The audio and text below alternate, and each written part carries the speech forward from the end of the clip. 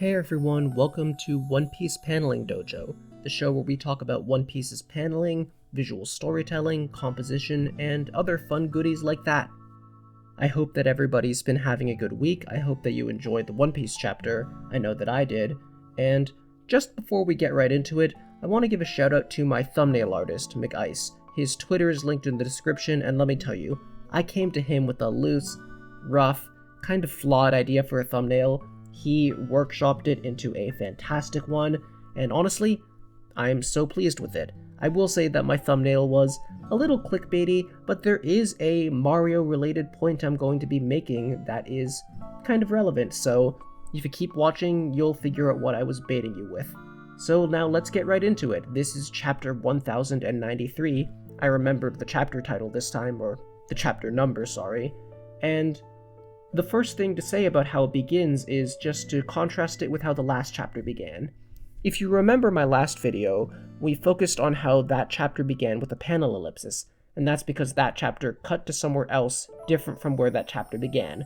This chapter is beginning right where we left off before, and so there's no need for that.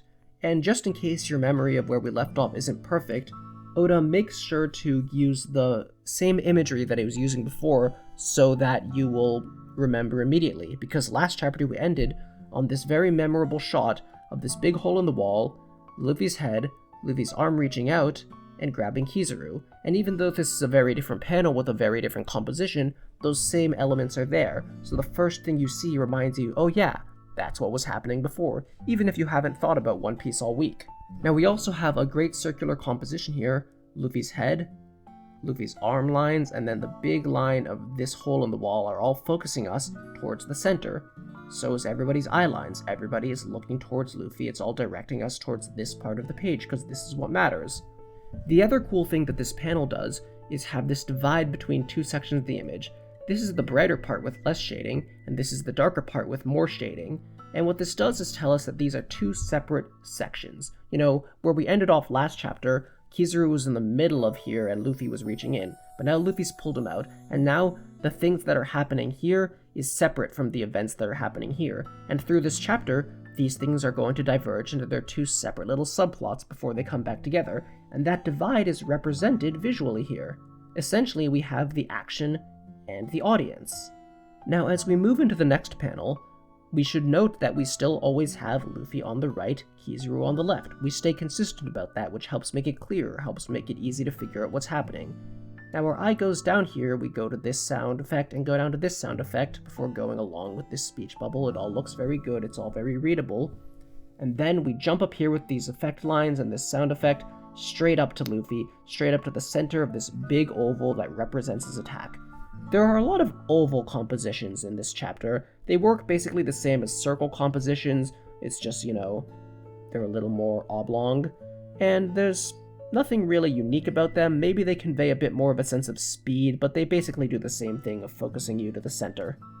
And now the other thing that I really like about this sequence is that it's very visual, and I'm going to say this a lot, I probably am going to say this for every chapter, but One Piece fights are so visual. You know, you look at this and you understand the move on a physical level, you don't need any explanation, and that's one of those things that, again, is always harder than it looks to come up with from scratch and to know that you don't really need any explanation.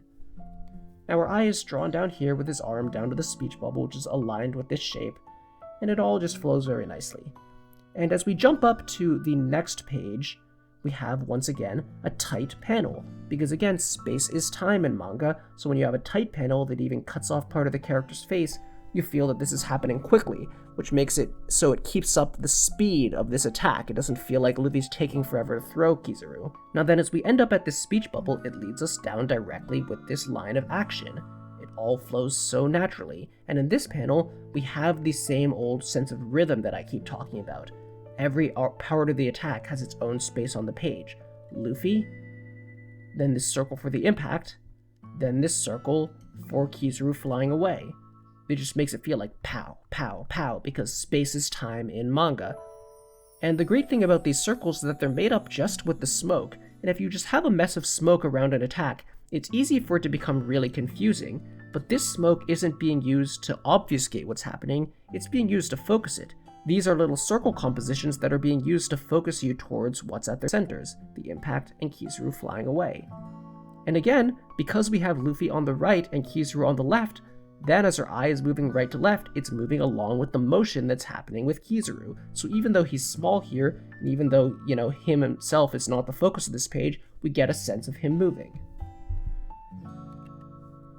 Now, I'm going to be skipping ahead a few pages here, as I mostly want to focus on Luffy versus Kizaru just because I don't want to talk about every page, but there is some really cool stuff going on with Zoro versus Lucci too. For instance, you can see here, the lines of the sword are leading us to the left, and then this sword leads us right up to the next speech bubble. Really cool stuff. But now as we go back to Kizaru, again we have a panel ellipsis because this time we are cutting back to something that's different from where we were before. And the great thing about this panel is that it's really using the horizontality of it to convey a sense of distance. It could be easily composed such that we look sort of over Kizaru's shoulder, and so he might be here while Egghead is here, and he might technically in-world be very far from Egghead, but we wouldn't get that sense on the page. Because we use a very horizontal panel, and then we use that horizontal space to have a wide distance between them, we get the sense that Kizaru has been sent flying really far away. Because if the distance is great in the world, then the distance should also be great on the page. Now as our eye is going down here, aligning with this speech bubble and then leading down where Kizaru's head is at this perfect angle, it's just keeping our eye moving in the right direction. The other thing that's good about this angle here is that Kizaru does not have the advantage. Kizaru was just thrown off his feet, and thus he should be upside down. We should convey that he's not in control of the situation. Very few people are able to be in control of a situation while upside down, and if somebody is, that's someone to watch out for. Now as our eye comes down here, it's still aligning with the shape of Kizaru. As we then go here, we have this beautiful curve upward, and there is so much going on with this curve. First of all, it's aligning with the curved perspective, which is giving us a sense of speed. A curved perspective can enhance a lot of things depending on the situation. Sometimes it's a sense of power, but here it totally works to give us a sense of speed. And it's also then aligning with the sound effects and with all the lines of Kizaru's suit. But now, let me ask you, why is Kizaru curving upwards? Well, it's because this is the moment where Kizaru starts to turn the fight around. He is going down, now he is going up, both in a literal sense as he wants to avoid the ocean that he was very close to being in danger of dying to because he's a devil fruit user, but also in a metaphorical sense, he has decided to turn the fight around here. Luffy just got one over on him, but now he's going to start coming back, so he's going up again. And on top of that, him directing us upward takes us up to the next panel, straight to this speech bubble, which is positioned here rather than up here because this is where we're coming from. So there's so much cool stuff in what they're doing with Kizaru here. And as we get into this panel, the lines of his suit keep being used to direct the eye, and so do the flashes of light in his head, and all the way down here with the sound effects, and then down to the speech bubble, and into this panel. And this panel, this is where we need to talk about Mario.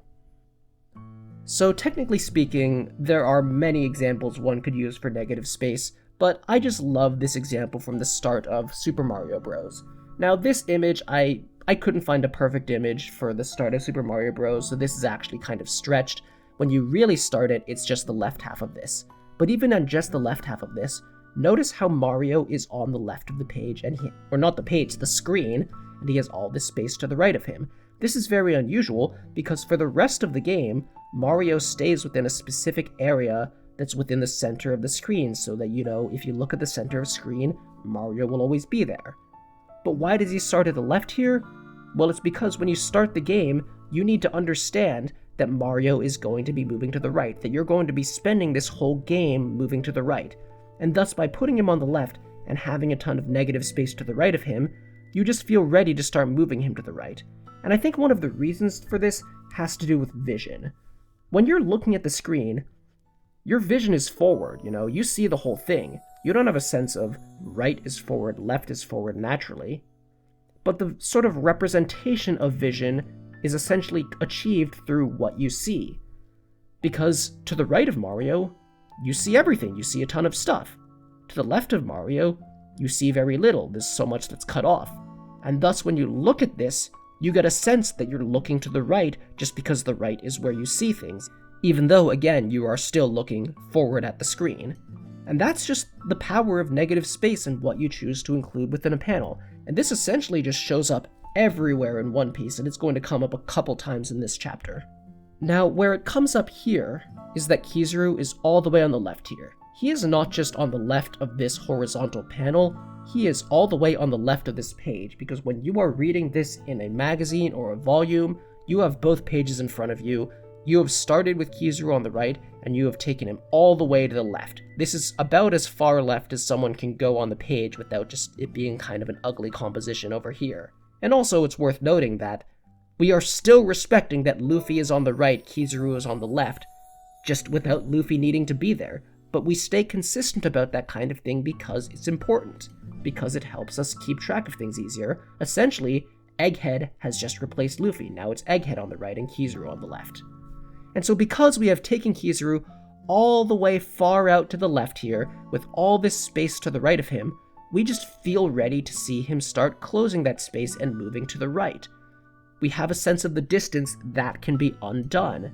If we didn't have this sense of distance, sure, we might see that in-world he starts moving closer to Egghead, but we wouldn't feel the same thing from how it's shown on the page.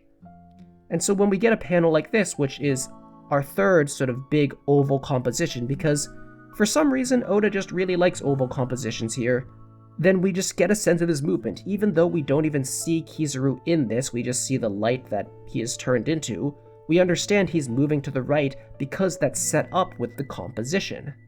And also, just a cool oval composition. It looks good, all these lines in it sort of aligning, even the curved perspective aligns with it.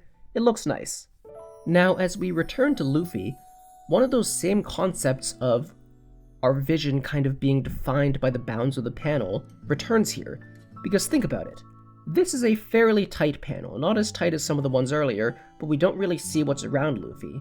And what's happening in the story is that Luffy is looking out somewhere. We can see that in his expression and his body language, but we don't know what he's looking at, just as he doesn't fully realize what he's looking at. What's literally happening here is he's like, huh, what's that? He's confused.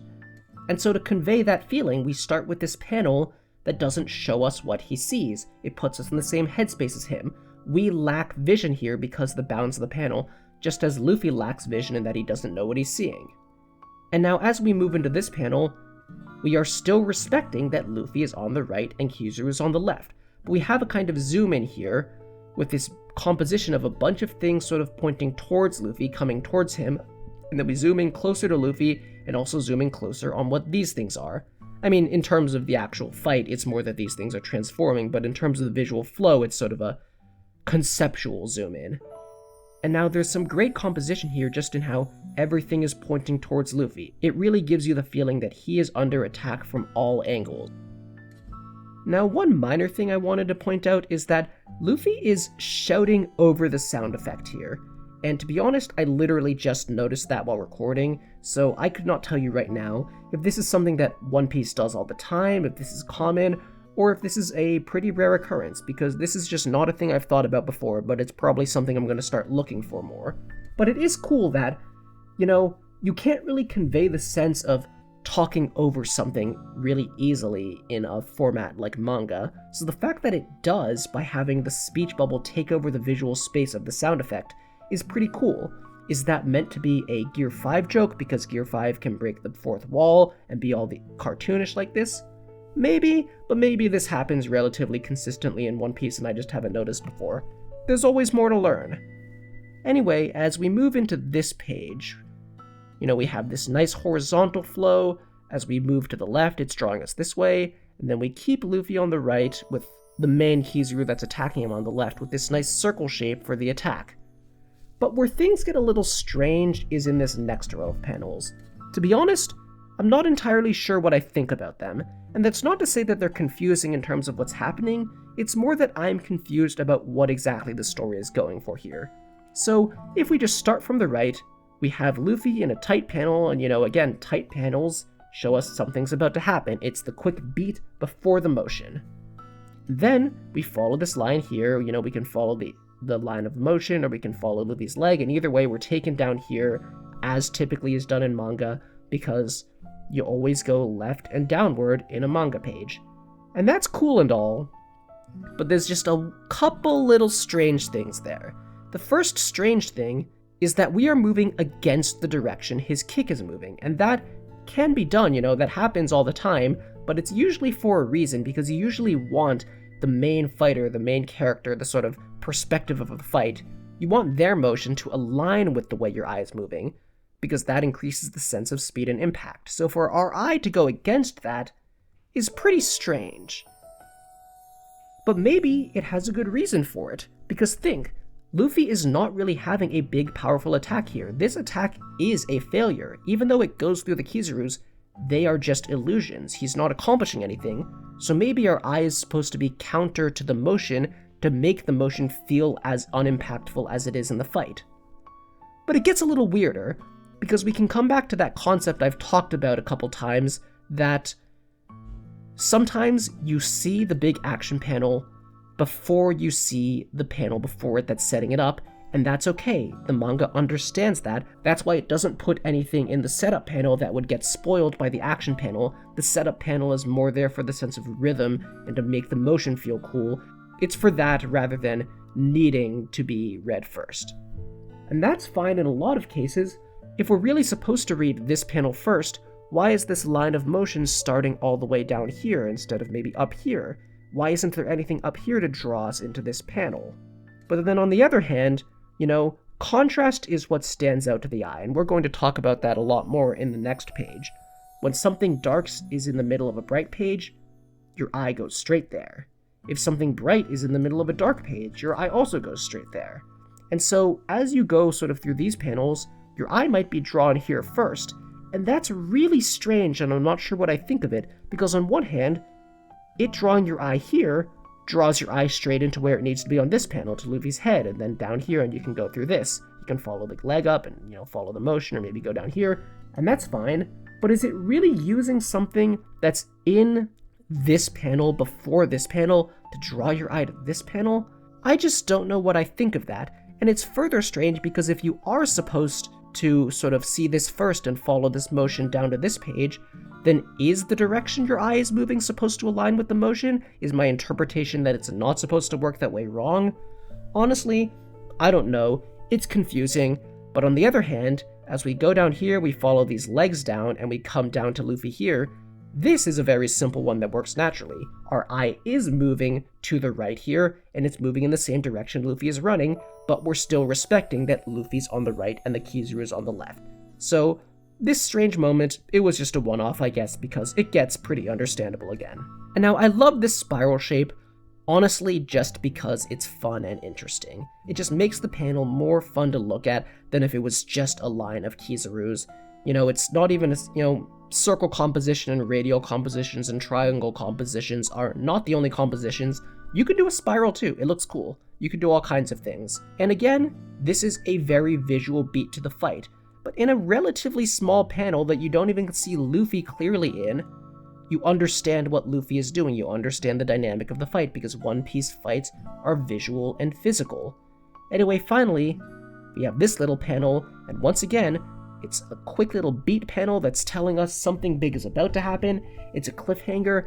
As I talked about a couple chapters ago, a tight panel lets your mind fill in the motion easier because you don't see the things that are moving. Like, if our cliffhanger panel before the attack was a huge one, then we wouldn't get that same sense of filling it in our minds because we would see too much. Now this is my favorite panel in the chapter, because just look at this, it's gorgeous. We start at the top right here, and our eye goes down and to the left as one does in a manga panel, and that enhances the sense of motion because that's the direction that this kick is moving in, and that's so cool. But on top of that, we have this foreground-background contrast that just makes the image feel more immersive and more interesting to look at. We have Luffy's legs stretching from the background to the foreground because it's just visually interesting.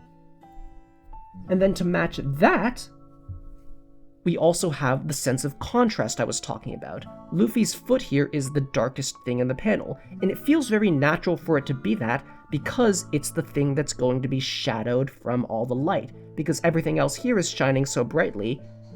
This is the natural place where shadows will occur, and it's just really cool that the composition would just happen to work out perfectly such that the thing that would be shadowed from all the lighting is also the thing that should stand out the most and should draw our eye.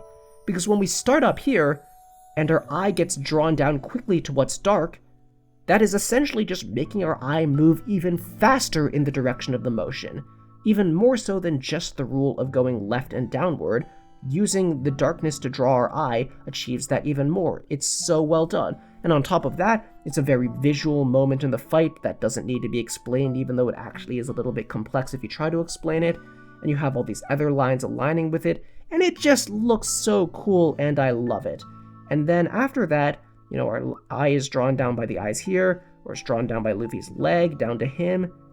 And this is where it really gets fun.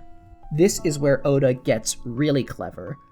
And that's because we have spent this whole fight from Luffy's perspective looking to the left.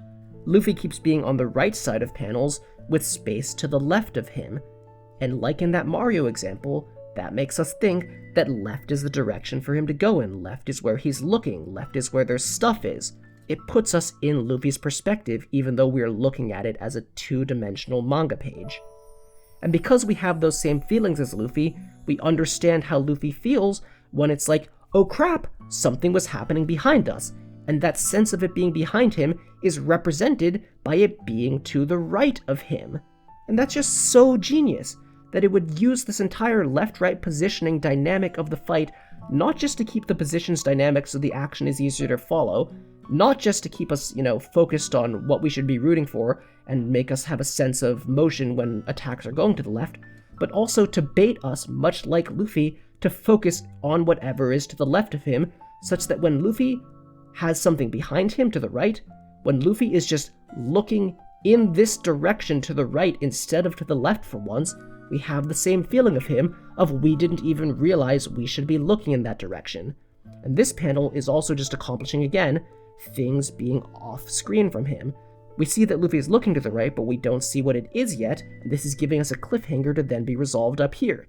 And as we get up here, now not only is Luffy a little bit to the left of Kizaru, not only is he looking to the right, but the final trick and the final thing I will talk about in the paneling for this chapter is that we still have this break in the wall. We still have this above section and this below section, where the above section was where Luffy versus Kizaru was supposed to be happening, and the below section is where everyone was watching and getting their own stuff done.